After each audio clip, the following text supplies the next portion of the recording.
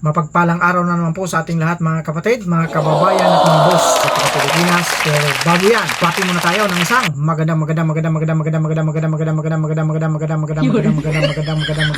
umaga po. Luzon, Visayas at Mindanao, kamusta na po kayo? At syempre pa kasama sa ating mga kapatid, mga kababayan na nasa iba't ibang panig ng mundo. Magandang umaga, magandang gabi po sa inyong lahat. Ngayon, ang pag-uusapan natin sa araw na ito ay napaka-interesting po. Sapagkat may kinalaman po ito sa ating mga anak at sa lahat ng mga tao, kasi ang tatalakayin natin, maya-maya natin yan tatalakayin, pero ganun unahin muna natin yung ating pabati, pa-shoutout at kung ano-ano pa nakasama dito sa ating programa. Ready na ba kayo? Gusto na ba ninyong marinig ang mga pangalan ninyo? Kung ganun, simulan na natin. Eto na, gandang gabi kapatid, hello po sa lahat ng mga kapatid. Ang pagbati mula kay Tris Marias, maraming salamat po kapatid. Eto ba? Watching from lokal ng Tabalong, distrito ng Bohol. Ang pagbati mula kay Brendo Sumaylo. Maraming salamat po. Shoutout sa mga kapatid sa lokal ng Iloilo City, Iloilo South. Maraming salamat po. Ang pagbati mula kay kapatid na Romeo Robles. Meron pa. Ako ay mula sa lokal ng San Fernando City, distrito ng La Union. Magandang gabi po, Boss Rick at sa mga kapatid sa buong mundo. Maraming salamat po kapatid. Ang pagbati mula kay kapatid na si Rilo Dakaymot. Maraming salamat po. Ito pa, shoutout po from London po, Battersea, United Kingdom po. Maraming salamat. Ang pagbati mula kay kapatid na Lydia Valencia. Ito pa, watching from QC Distrito Pasuyo Channel Smaller Brother. Walang problema brother. Suportahan natin ito si kapatid na Jose Nava. Maraming salamat po kapatid. Ito ba, watching you bro from lokal ng Silang Cavite South. Mula kay Pakli Vlog. Suki natin ito si kapatid na Pakli Vlog. Maraming salamat po kapatid.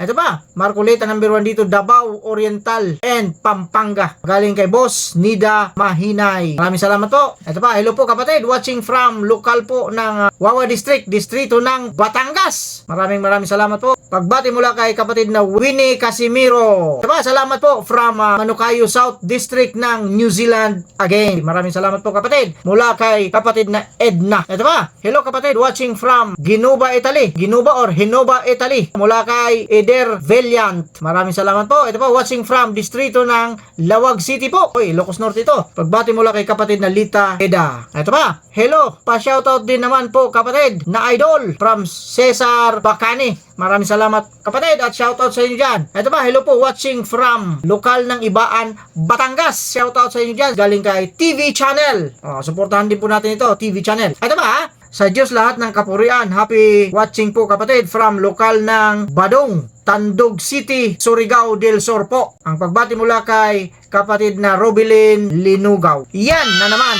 Yan lang po ang magagawa natin ngayon. Kaya doon sa mga hindi ko pa nabanggit, pagpasensyahan nyo na po. Pero huwag kayong mag-alala, marami pa namang video na susunod. Baka bukas o makalawa, nandito na yung mga pangalan ninyo. Pero ganun pa man, gagawin po natin ang lahat ng ating makakaya. Ngayon, tutungo na tayo sa ating topic. Ano bang topic natin ngayon, boss? Ito napapanahon. Lalo na sa mga kabataan natin, yung mga anak natin. Kaya ingatan natin yung mga anak natin na huwag malulong sa ganitong bisyo. Kasi bisyo ito eh. Kung ready na kayo, simulan na natin para mamaya gawan natin ng reaksyon. Eto na! Pasok!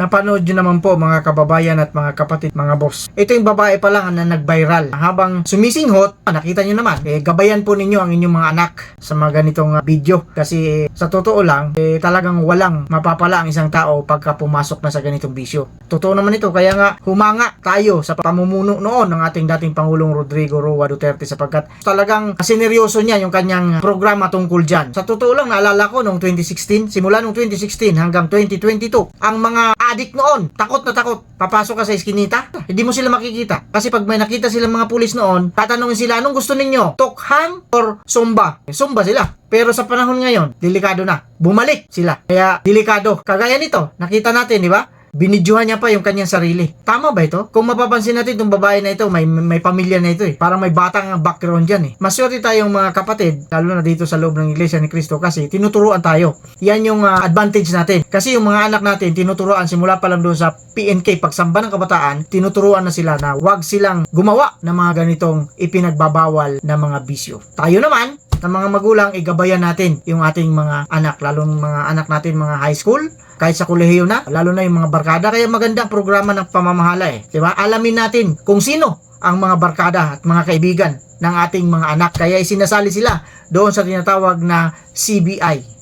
Diba? Christian Brotherhood International. Sinasali sila doon sa mga kanya-kanyang eskwelahan. Universidad man yan, may mga ganun talaga. May mga ganung samahan. Kaya mapalad po. Pero hindi natin naman maiwasan, talagang may mga bata na gumagawa pa rin ng ganito sapagkat nadadala ng kanilang mga kaibigan. Kaya sa programang ito, sana mapukaw po ang ating mga damdamin ng mga magulang. Kahit tayo man din, siguro tayong mga magulang, sa mga ganitong edad natin nakaranas tayo ng mga ganyan, pero hindi na yon dapat na mangyari sa ating mga anak sapagkat walang magandang maidudulot ang ganitong bisyo. Nakita nyo naman kung matino ang pag-iisip nitong babae na ito, papayag kaya siya na kukunan siya ng video habang ginagawa niya yan? Di ba?